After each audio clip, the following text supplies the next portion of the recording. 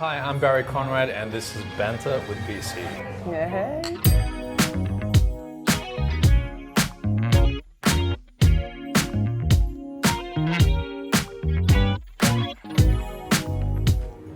Today I'm here with Renee Gartner. Renee, do you want to introduce yourself to the people? Sure. I'm BC's mate from the gram, that's what we'll probably call it. I work predominantly in rugby league and media. And to kick things off, we're going to start with two truths and a lie. Do you know how this works? Yeah, kind of, yeah. All right. Are you going to go first? You're going to go first. Oh, I am? Okay, Yep. all right. First truth, I once took Pepper from Salt and Pepper out dancing one night. Okay. Second truth is stand-up paddleboarding one time, I actually dislocated my kneecap. Third truth, I played rugby league for Australia. I want to say first one's truth, second one's the truth. Third one's the lie. How did you Tell get? me, I tell thought that me. would be the good one. No. What is it? All right, take it. Yeah. I got it right. I've never, yeah. Oh, you've got yours written down. Well, you know what? Of Oh, course come you on. do. You've got to be able to go off the bat. Okay, here we go. Okay. Before getting into showbiz, I worked in the Central Coast as a youth worker and a part-time electrician. Right. I used to be allergic to prawns and shellfish. I'd break out in hives, my face would blow up, but I loved it so much. I kept eating it, just stubbornly. Now I'm not allergic anymore. Third one, a pulmonary embolism almost killed me and left me with 1.5 lungs. I'm going to go 2 because you added too much juice to it. You're not allergic and you never were. Nah. Really? Yup. I actually was allergic and I honestly loved it so much. I'm like, I'm not giving this up. I just kept eating it. Got sick every What, do you time. just jab yourself every time? No jabs. Like What I are would we just, talking about with allergies then? like break out in hives like everywhere and like literally like a fish, like a blowfish. Just kept doing it year after year. I'm not giving this up. I like this too much. I'm willing to risk death just to get the crayfish. It's all but the food. I mean, makes sense. I'm a seafood junkie, so. As you know. So what's the biggest stereotype surrounding your work? Tokenism. I think tokenism is probably one of the biggest stereotypes, that being a female, you've been placed in there to be the token female. I think that's dropped off a lot in the last couple of years. Wow. Hey, this conversation was getting lit. You know so what? Right at the right time. Segue. Women, I think during the early sort of phases of it where there was a lot of heat put on us that it was a token spot. I think there's some really great leaders in the game now that have well and truly knocked that out of the park. We've seen like players like Ruan Sims. Danica Mason is extraordinary in what she does. Alana Ferguson has doubled up with Union and NRL. There's just so many great role models that are now within the sport that have sort of garnered that respect, that they know what they're talking about, and we have a love and passion for the sport. Probably of anything, people. I think the most that people have probably. Did you get all that in your mouth? What about yourself? I mean, you would have had quite a few stereotypes in your line of work. Huh? I'm going to flip the script. Did you just ask her to ask me? Yeah. You hungry, there's bro? a lot of. Well, I just said a couple of things, right? Yeah, no, I'm going to hit you back because this is banter, and banter goes both Who's ways. in charge Barry. here? I thought that I'm asking the questions to her. I think a lot of the time people can expect that there's nothing to you other than just being on screen, or that there's not much happening, and also that you're okay. Yeah. Because as you know, there's a lot riding on perception. Yeah. People see you on the gram or on TV or whatever medium and they think, oh, you're doing great, so he's all right. Yeah.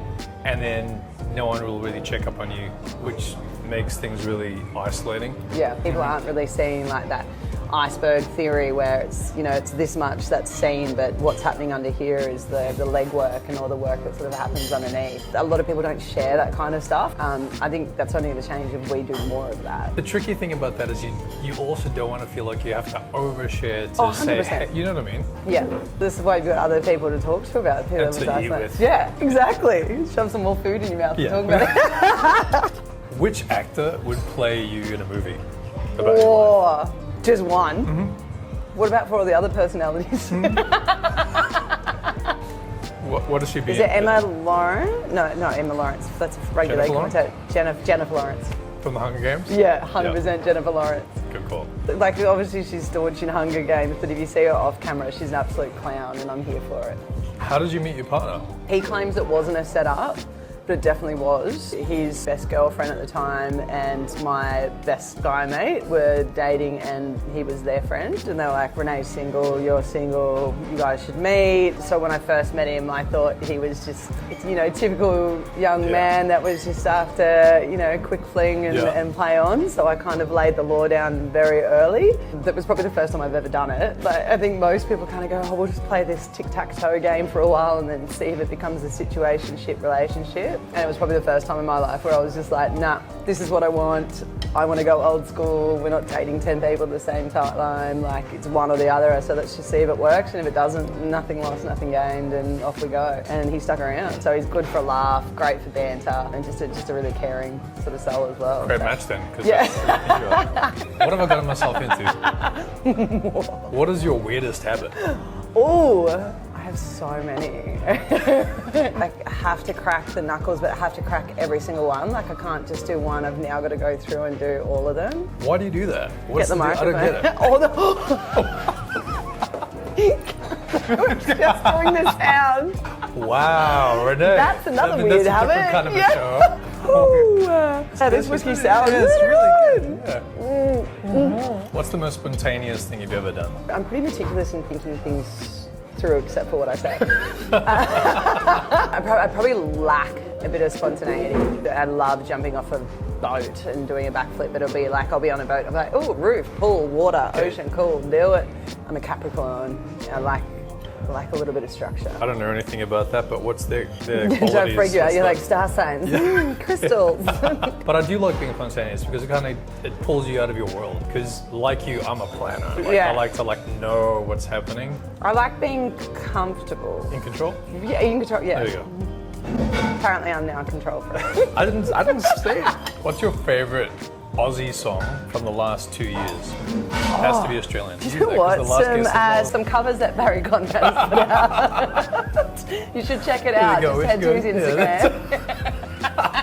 Actually, you know what? Lucy Washington. Oh wow. Yeah, okay, she's bomb. You know how you were talking about perception of like this perfect sort of image of success comes so easy. She was someone that I know was like working her backside off. She was working in hospitality. She released a song which was about like the last couple of dollars left in your bank account. And she's got this epic voice. She's this beautiful personality, and she walks in a room, the whole room lights up.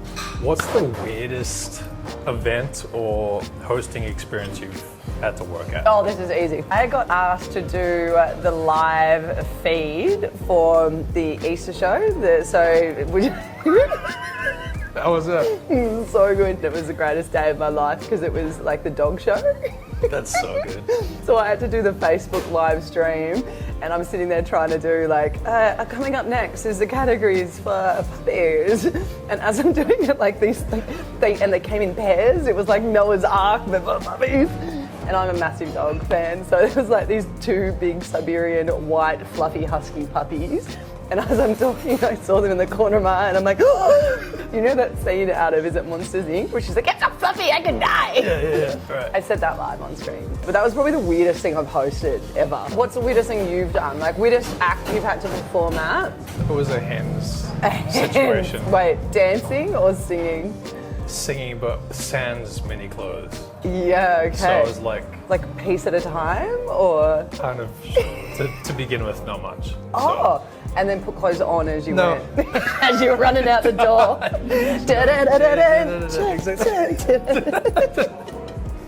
Do I need this check right now? Like, you know? That's 100% the mindset you get to. You're like, how dark is it right now for me that I'm in this moment? What's been your biggest rejection in life? It's not a moment of rejection, but you sort of place a lot of importance on you not getting the next job as rejection. For example, I'll do a freelance gig for a sports show, and it's gone really well, and like, yes, crushing it. Got great feedback, did this, did that.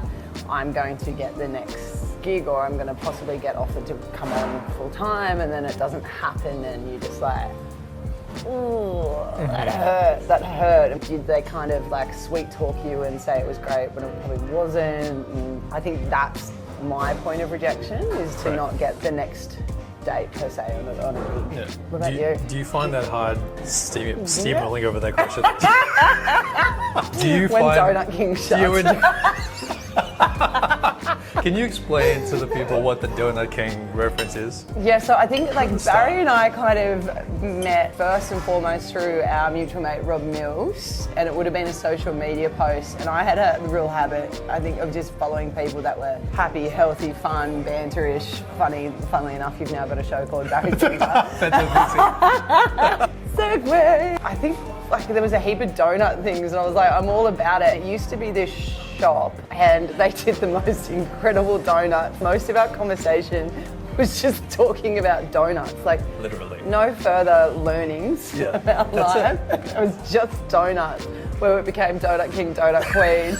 And then I got on this flight from, I think maybe the Gold Coast, and this bloke sits next to me, and I'm like, sitting there, I'm like, I'm pretty sure this is that moment where I've met someone on Instagram heaps, and then you kind of like, yeah, I know him, I can just have a conversation. I was like, no. I'm like, is your name Barry? Chance, you're like, yeah, and like headphones start to go on. I was like, I'm Renee. I'm the donut chick. What cheers you up on a bad day? Music. Yeah. Big fan of car karaoke, like karaoke. So just getting in the Carpool. yeah, but like on my own. Just put a banger on and just give it a red hot crack. Because I've got a great voice for the deaf, but really? never had one complain.